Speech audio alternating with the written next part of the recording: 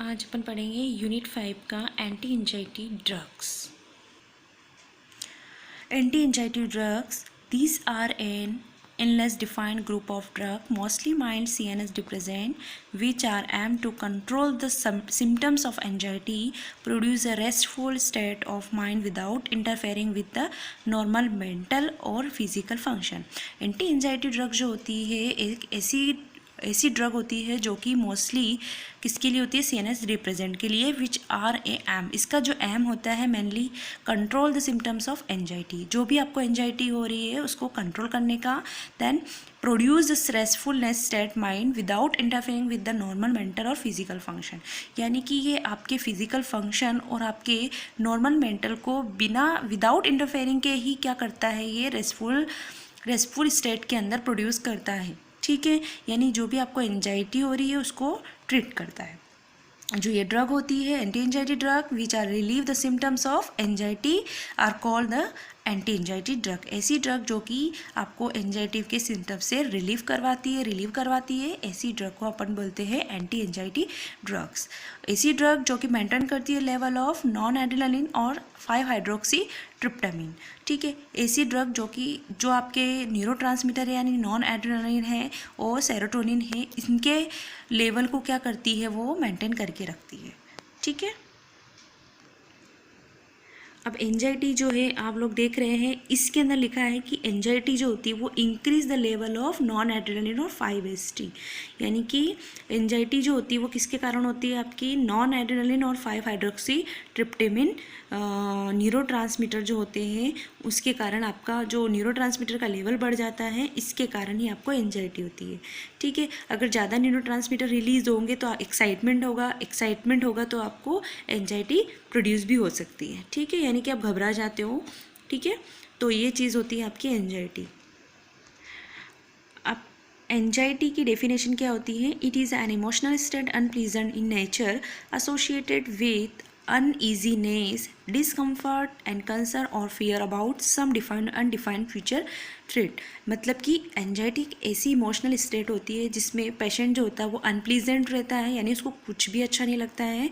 ठीक है, उसका नेचर जो है उसको कुछ भी अच्छा नहीं लगता है। ठीक है, एसोसिएट विद द अनईजीनेस, यानी कि उसकी लाइफ अनईजीनेस लगती है और डिसकम्फर्ट रहता है। ठीक है, और उसको एक फियर रहता है किसके बारे में, उसके डिफाइंड और अनडिफाइंड फ्यूचर के बारे में, यानी कि वो अपने फ्यूचर के बारे में जो कि जिसका कोई पता ही नहीं, जिसके बारे में अपन कह नहीं सकते, उनके बारे में वो क्या करता है, सोचता रहता है और उसके बारे में डिफाइंड और अनडिफाइंड फ्यूचर के बारे में वो उसको डर लगा रहता है कि क्या होगा, कैसे होगा, इस तरीके की थिंकिंग उसके माइंड में आती है और वह इस तरीके से एंजाइटी प्रोड्यूस करता है। अब आते हैं अपने सिम्टम्स।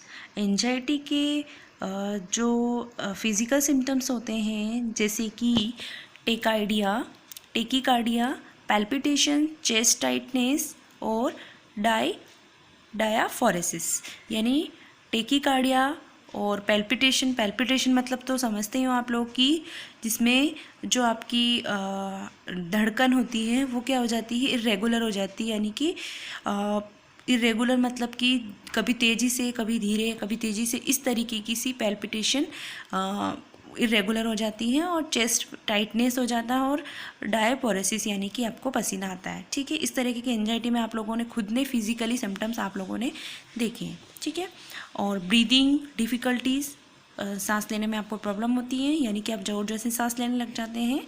ठीक है, नोशिया, डायरिया, इंटेस्टाइनल क्रैम्पिंग, इस तरीके की, और ड्राई माउथ, इस तरीके के फिजिकल सिम्टम्स आपको दिखते हैं। ठीक है, एंजाइटी आपको दिख जाती है कि आपको डर लग रहा है। ठीक है, अब देखते हैं क्लासिफिकेशन में होता है, ये क्लासिफिकेशन जो है आपका एंटी एंजाइटी का है। ठीक है, इसमें फर्स्ट कैटेगरी है आपकी बेंजोडाइजेपिन।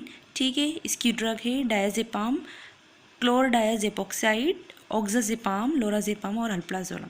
ठीक है, सेकंड है आपका एजापिरोन्स, इसमें आता है ब्यूस्पिरोन्स, जेपिरोन्स और स्पापिरोन्स। ठीक है, और थर्ड कैटेगरी है आपकी सेडेटिव एंटीहिस्टामिनिक ड्रग, जिसमें होती है आपकी हाइड्रोक्सीजिन।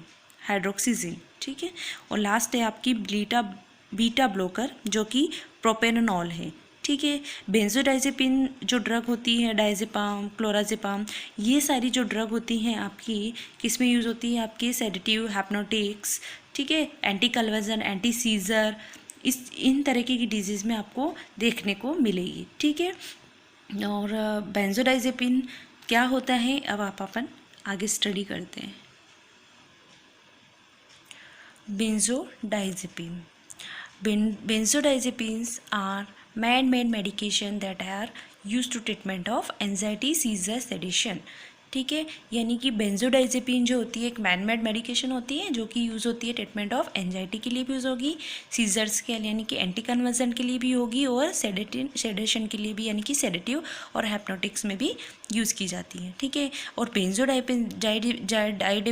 बेंजोडाइजेपिन जो है, this are a drug binds to the specific benzodiazepine receptor site पे बाइंड होती है। ठीक है, यानी कि रिसेप्टर साइट आपकी कौन सी है? बेंजोडाइजेपिन 1 और 2। ठीक है, जो बेंजोडाइजेपिन 1 होता है ये इन्वॉल्व होता है आपके स्लीपिंग के लिए। ठीक है, और बेंजोडाइजेपिन 2 जो होता है वो इन्वॉल्व होता है आपके memory, motor sensory and cognitive function के लिए। ठीक है, इस तरीके से ये बेंजोडाइजेपिन आपका काम करता है। ठीक है, अब आप लोगों ने सेडेटिव हिप्नोटिक्स अगर पढ़ा है तो सेडेटिव हिप्नोटिक्स में देखा होगा कि बेंजोडाइजेपिन जो होता है ये भी उसी तरीके से काम यहाँ करेगा जैसे वहाँ कर रहा था। ठीक है, बेंजोडाइजेपिन क्या कर रहा था? बेंजोडाइजेपिन इसमें क्या करेगा कि जो भी इसमें बेंजोडाइजेपिन रिसेप्टर कहाँ होते हैं? आपके गाबा पर। ठीक है, यानी कि गामा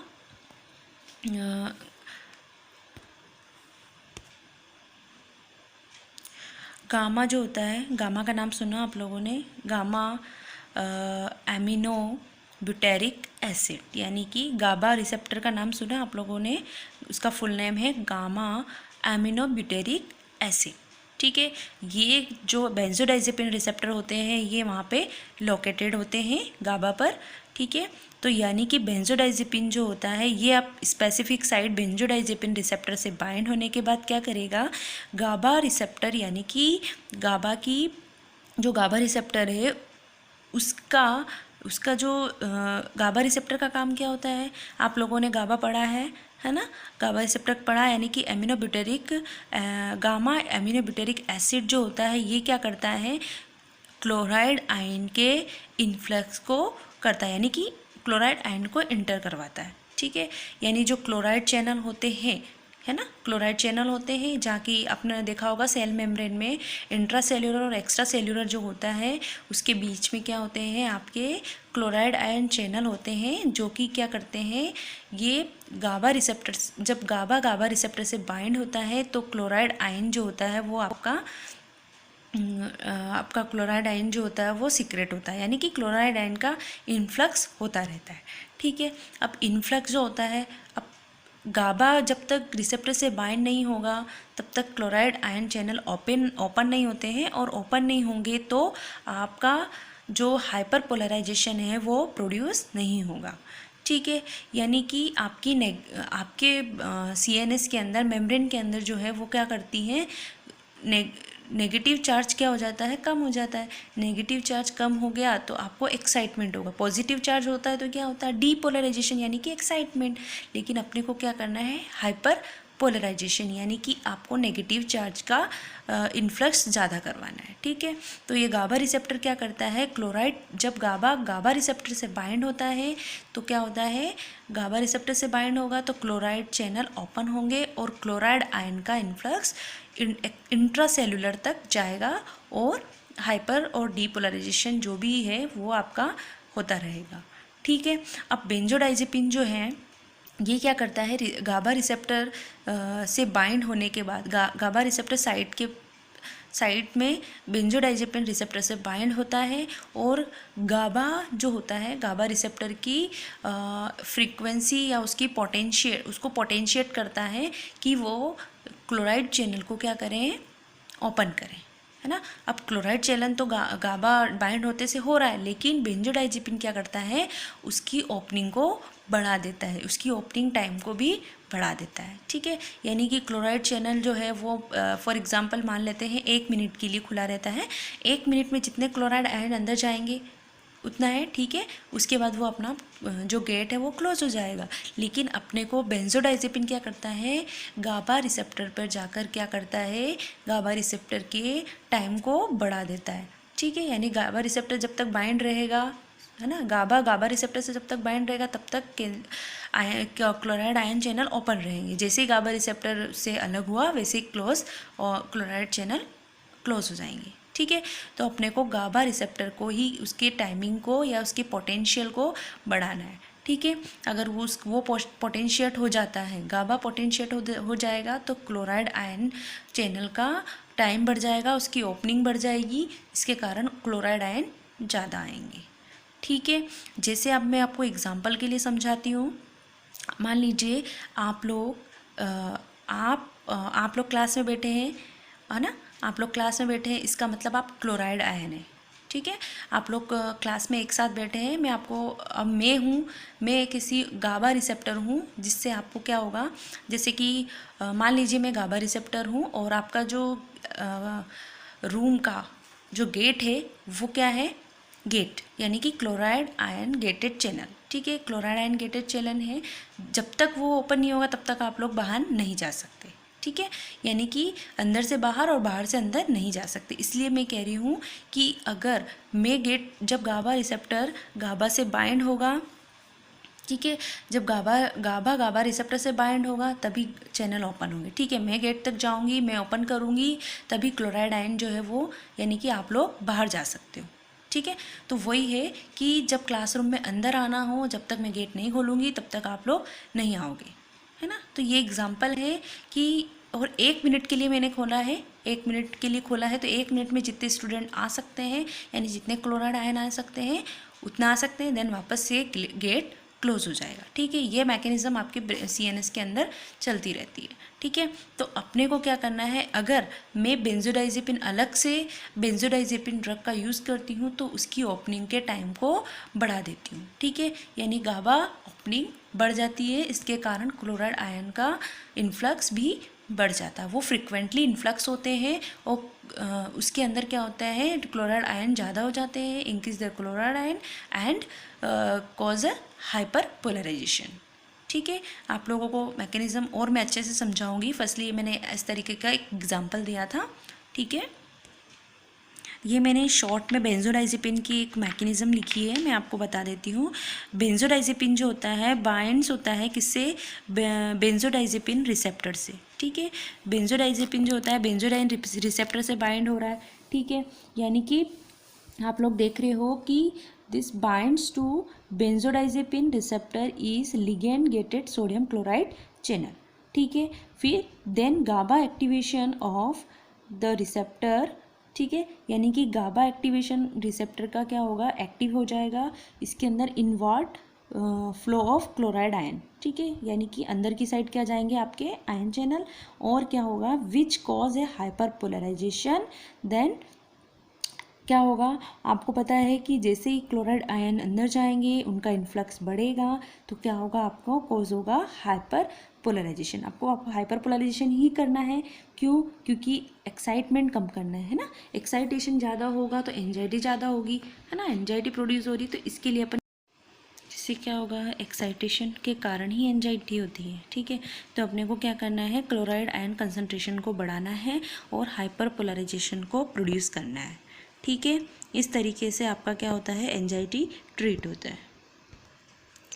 ये है आपका common mechanism of anti anxiety drugs, ठीक है। यहाँ पे आप लोगों ने देखा है, ये देखिए, ये है गाबा, ठीक है। यानी कि ये जो गाबा है ये गाबा रिसेप्टर से बाइंड होता है, जैसे ही गाबा रिसेप्टर से बाइंड होगा क्लोराइड आयन का इन्फ्लक्स बढ़ेगा और क्या होगा, इंट्रासेल्युलर की साइड की ओर जाता है, ठीक है। जैसे ही क्लोराइड आयन इंट्रासेल्युलर की तरफ जाता है तो आपका जो क्लोराइड आयन इन्फ्लक्स है वो आपके इंट्रासेल्युलर तक जाता है, और मैसेज जो है, गाबा का काम क्या होता है, मैसेज को यानी कि इंट्रासेल्युलर से एक्स्ट्रा सेल्युलर से इंट्रासेल्युलर तक पहुंचाने का काम। जब तक ये आयन एक्शन पोटेंशियल नहीं होगा, कंडक्शन नहीं होगा, तब तक क्या आपका जो मैसेज है वो जाएगा नहीं जाएगा, ब्रेन तक नहीं जाता है। ठीक है, तो ये क्लोराइड आयन कंसंट्रेशन जो है या इन्फ्लक्स जो है वो इंट्रा सेल्यूलर तक जाता है और मैसेज को देता है। ठीक है, इस तरीके से आपका गाबा रिसेप्टर काम करता है। ठीक है, अब गाबा रिसेप्टर से बाइंड होने के बाद क्लोराइड चैनल को ओपन करता है, क्लोराइड को इंटर करवाता है। ठीक है, अब अपन जो आपका बेंजोडाइजेपिन ड्रग ले रहे हैं वो किस लिए ले रहे हैं, क्योंकि बेंजोडाइजेपिन ड्रग जो है डाइजेपाम है, लोराजेपाम है, अल्प्राजोलम है ना, ये जो बेंजोडाइजेपिन है, ये देखो इस साइड क्या होते हैं, ये आपके बेंजोडाइजेपिन रिसेप्टर हैं। ठीक है, वन साइड आपका बार्बिचुरेट रिसेप्टर है और एक साइड है आपका बेंजोडाइजेपिन रिसेप्टर, जिसपे बेंजोडाइजेपिन की ड्रग जो है वो बाइंड करती हैं। ठीक है, बाइंड जैसे ही होगी वो क्या करती है, ये पॉजिटिव चार्ज क्या कह रहा है कि ये जो गाबा रिसेप्टर की ओपनिंग को क्या कर देता है या उसके टाइम को क्या कर देता है, बढ़ा देता है, यानी पॉजिटिविटी बता रहा है, मतलब कि इसके फ्रिक्वेंट ओपनिंग फ्रिक्वेंस को क्या कर देता है, बढ़ा देता है। ठीक है, जैसे ओपनिंग टाइम जो है चैनल का वो बढ़ जाएगा तो क्या होगा, क्लोराइड चैनल जो है वो ज़्यादा से ज़्यादा क्या करेंगे, इंटर होंगे। ठीक है, अब अपने को क्लोराइड आयन को ही अंदर इंटर करवाना है, तो इसके लिए अपन क्या करते हैं, बेंजोडाइजेपिन ड्रग देते हैं और क्लोराइड चैनल ओपन होने के लिए उसके टाइम को बढ़ा देते हैं। ठीक है, टाइम बढ़ जाएगा तो क्लोराइड ज़्यादा से ज़्यादा इंटर होंगे और क्लोराइड आयन का इन्फ्लक्स इंट्रासेल्यूलर साइट की ओर ज़्यादा हो जाएगा और क्या कोज होगा, हाइपर पोलराइजेशन। ठीक है, हाइपर पोलराइजेशन होता है तो इसका मतलब आपकी मसल्स रिलैक्स होती हैं और एक्साइटमेंट कम होता है। ठीक है, इस तरीके से अपन क्या करते हैं, बेंजोडाइजेपिन ड्रग का यूज़ करते हैं। ठीक है, ये आप लोगों ने फर्स्टली आप लोगों ने पढ़ चुके हैं, ये सेल मेम्ब्रेन का एक्स्ट्रा सेल्यूलर है, ये आपका इंट्रा सेल्यूलर है। ठीक है, इंट्रा सेल्यूलर साइट है, एक्स्ट्रा सेल्यूलर साइट है, और इस तरीके से यहाँ पे क्या होती हैं, गाबा रिसेप्टर की क्या होती हैं, सब यूनिट्स होती हैं, अल्फ़ा, बीटा और गामा। अल्फ़ा 2, बीटा 2 और गामा 1 होती है, यानी कि 5 सब यूनिट्स गाबा रिसेप्टर पर होती है। ठीक है, इस तरीके से ये सिचुएटेड रहते हैं, ये अल्फ़ा बीटा, ये अल्फ़ा और ये गामा। ठीक है, इस तरीके से इसको डिवाइड किया हुआ है, सब यूनिट्स हैं किसकी, गाबा रिसेप्टर्स की। ठीक है, इस तरीके से ये ओपन होगा, क्लोराइड चैनल का इन्फ्लक्स बढ़ेगा और हाइपर पोलराइजेशन होगा। ठीक है, अपन एक एग्जांपल लेते हैं, बेंजोडाइजेपिन की एक ड्रग का एग्जांपल लेते हैं, डायजेपम जो होती है एक वाइट क्रिस्टल पाउडर में होती है, जो कि स्लाइटली बीटर टेस्ट होता है और वाटर सॉल्युबल होती है, और इसका जो यूज़ होता है ट्रांसक्विलाइजर प्रॉपर्टी में भी इसका मेनली यूज़ होता है। ठीक है, इसका मेन पर्पस, इसका मेन जो है इसका यूज़ आपको पता है, एंजाइटी में भी होता है, सेडेशन में भी होता है, सेडेटिव हिप्नोटिक्स में भी यूज़ करते हैं, एंटी कन्वर्जन में भी यूज़ करते हैं, और आपका क्या बोलते हैं, सीजन में भी यूज़ होता है ना, अधिक मेनली ये बेंजोडाइजेपिन जो होती है इस तरीके से यूज़ कर सकते हैं। ठीक है, मैकेनिज्म ऑफ ड्रग एक्शन क्या कहता है, जो डायजेपाम होता है वो बाइंड होता है किससे, allosteric site form by the cleft between gamma, alpha and gamma से, अब यूनिट्स के बीच में जो जगह होती है, क्लेफ्ट होती है, उसके बीच में ये क्या करता है, डायजेपाम बाइंड होता है।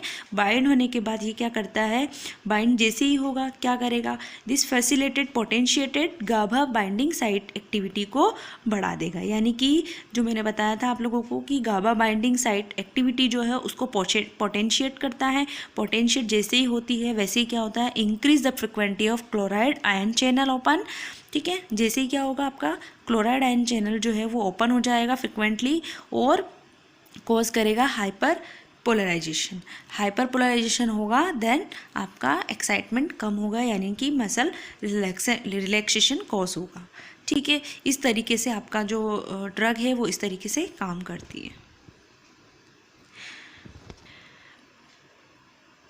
अब आता है ड्रग के साइड इफ़ेक्ट में आपका आता है headache, drowsiness, anxiety, confusion, fatigue, ECG change हो जाती है, हाइपोटेंशन कॉज होता है, माइड्रोसिस हो जाता है, एनोरेक्सिया, स्किन रेशेस कॉज हो जाते हैं और इचिंग कॉज होती हैं। ठीक है, और ड्रग का फार्माकोकाइनेटिक है, ये रैपिडली एब्जॉर्ब ऑरली हो जाता है, ऑनसेट ऑफ एक्शन इसका 50 to 30 मिनट्स होता है, duration of action 2 to 3 hours होता है, metabolite excreted in breast milk, serum half life 20 to 50 hours तक इसका होता है, ठीक है, half life.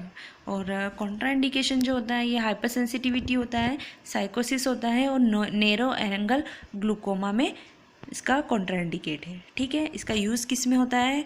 Use is anticonvulsant anxiolytic sedative muscle relaxant and long duration of action रहता है इसका। Use in alcohol withdrawal syndrome में इसका मेनली यूज़ होता है, ठीक है। ये इसके अपन ने एक ही ड्रग का एग्जांपल लिया है, ठीक है। एक ड्रग है आपकी क्लोरडायाजेपोक्साइड, ठीक है। ये जो ड्रग होती है ये एंजाइलोटिक ड्रग होती है, बेंजोडाइजेपिन डेरिवेटिव है, ठीक है।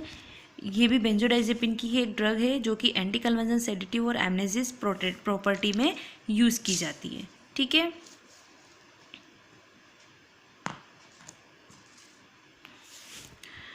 मैकेनिज्म ऑफ ड्रग एक्शन क्या कहता है? क्लोरडाइजेपोक्साइड ड्रग जो है तो वो बाइंड होती है to restore specific site benzodiazepine binding site पर on the GABA A receptor complex बनाती है, then result in increase the binding of inhibitory neurotransmitter GABA to GABA A receptor. यानी कि क्या करती है, जैसे बाइंड होगी कॉम्प्लेक्स बनाएगी, कॉम्प्लेक्स बनाने के बाद ये इंक्रीज करेगी जो भी आपकी गाबा ए रिसेप्टर की बाइंडिंग साइट है उसको क्या करती है, इंक्रीज करेगी। देन बेंजोडाइजेपिन जो होती है यानी कि क्लोरडाइजेपोक्साइड जो ड्रग है वो इन्हेंस करेगी GABA mediated chloride influx frequently through the GABA receptor channel पर। क्या करती है ये, क्लोराइड इन्फ्लक्स को बढ़ाएगी और कॉज करेगी मेम्ब्रेन हाइपरपोलराइजेशन और रिलैक्सेशन, ठीक है। इस तरीके से इसका ड्रग ऑफ मैकेनिज्म एक्शन इस तरीके से होता है।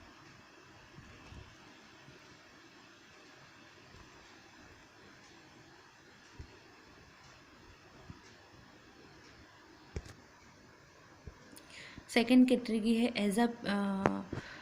एजापिरॉन्स। इसमें ये जो ड्रग होती है एजापिरॉन्स, ये क्या करती है, इसकी जो ड्रग है बिस्पिरॉन, ठीक है। बिस्पिरॉन जो होती है एक एंटी एंजाइलोटिक एजेंट होती है जो कि सेरोटोनिन रिसेप्टर एगोनिस्ट पर ही काम करेगी मेनली, ठीक है। जो आपका ये जो बिस्पिरॉन जो होती है ये रिलेटिव होती है बेंजोडाइजेपिन्स के ही, ठीक है। और इसका मैकेनिज्म ऑफ एक्शन क्या कहता है कि ये सेम केमिकली रिलेटेड जो होती हैं ये बेंजोडाइजेपिन के जैसे ही होती हैं, ठीक है। और ये क्या करती है, बिस्पिरोन क्या करती है, बाइंड्स होती है 5-HT1 यानी कि सेरोटोनिन रिसेप्टर से प्री सिनेप्टिक न्यूरॉन से, जो कि क्या करती है, inhibiting the firing of 5-HT containing neurons in the dorsal raphe, ठीक है। वैसे ही क्या करती है, ये अलग अलग इसका जो मैकेनिज्म है वो अननोन है वैसे तो, ठीक है। पर मेनली ये जो होता है ये भी क्या करती है, ये भी क्या करेगी, जो आपके सेल फायरिंग जो होती है उसको बढ़ा देती है, ठीक है। Same year. और सेडेटिव एंटी हिस्टामिनिक जो होती है यानी कि हाइड्रोक्सीजिन जो होती है ड्रग, ये भी एक एंटी हिस्टामाइन ड्रग होती है, ठीक है। और ये भी मेनली जो होती है ये यूज़ होती हैं आपकी सेडेटिव और एंजाइलोटिक एजेंट के रूप में होती हैं और मेनली मैनेज करती है एक्यूट अल्कोहल विड्रॉल डिजीज़ को, ठीक है। एक हिसाब से हाइड्रोक्सीजिन जो ड्रग होती है वो कंपटीशन करती है विद द हिस्टामिन के थ्रू और बाइंडिंग करती है H1 रिसेप्टर यानी कि हिस्टामिन रिसेप्टर साइट पर जाकर बाइंड करेगी और इफेक्टर सेल पर जाकर बाइंड करती है, ठीक है। और सप्रेशन ऑफ हिस्टामिनिक इडीमा, जो भी आपको इडीमा कोज हो रहा है उसको सप्रेस करती है, ठीक है। और बीटा ब्लॉकर जो होता है ये प्रोपेनोल यानी कि हाइपरटेंशन के लिए जो ड्रग हाइपरटेंसिव एजेंट होता है जो कि यूज़ करते हैं अपन किस लिए, द बीटा एडिनर्जिक रिसेप्टर यानी कि किसको ब्लॉक करेगा, ये बीटा एडिनर्जिक रिसेप्टर को। इसका मैकेनिज्म क्या है कि ये जो प्रोपेनोल है ये कंपटीशन करता है, compete with the sympathomimetic neurotransmitter, कौन सा होता है आपका कैटेकोलोमाइन, यानी कि न्यूरोट्रांसमीटर कैटेकोलोमाइन से क्या करती है, बाइंडिंग करती है एट बीटा 1 एडिनर्जिक रिसेप्टर से बाइंड होने के बाद, और ये किस पे काम करता है आप लोगों को पता है, हार्ट पर, ठीक है। तो ये क्या करती है, जब बाइंड होती है रिसेप्टर से, बीटा 1 रिसेप्टर से बाइंड होती है तो इनिबिट सिंपैथोमाइमेटिक स्टिमुलेशन, जो भी स्टिमुलेशन हो रहे हैं उसको क्या करती है, इनिबिट करती है, ठीक है। जिससे क्या होता है, reduction in heart rate, cardiac output, systolic और diastolic blood pressure and reflex hypotension, इस तरीके का रिडक्शन ये करती है, क्योंकि हार्ट रेट भी इसमें बढ़ जाती है, कार्डियक आउटपुट भी, डायसिस्टोलिक सिस्टोलिक ब्लड प्रेशर भी बढ़ जाता है। इस तरीके से ये प्रोपेरानॉल क्या करती है, इसको रिड्यूस करती है। इसके साइड इफेक्ट क्या हैं, diarrhoea, dry eyes, hair loss हो जाता है, नोशिया, वीकनेस और टायर्डनेस। इस तरीके से इसका क्या होता है, ये साइड इफेक्ट, ठीक है। और यूज़ इसका मेनली जो होता है, prevent myocardial infections, arrhythmias, angina pectoris, hypertension, hypertensive emergency में भी इसका मेनली यूज़ होता है, और एंजाइटी।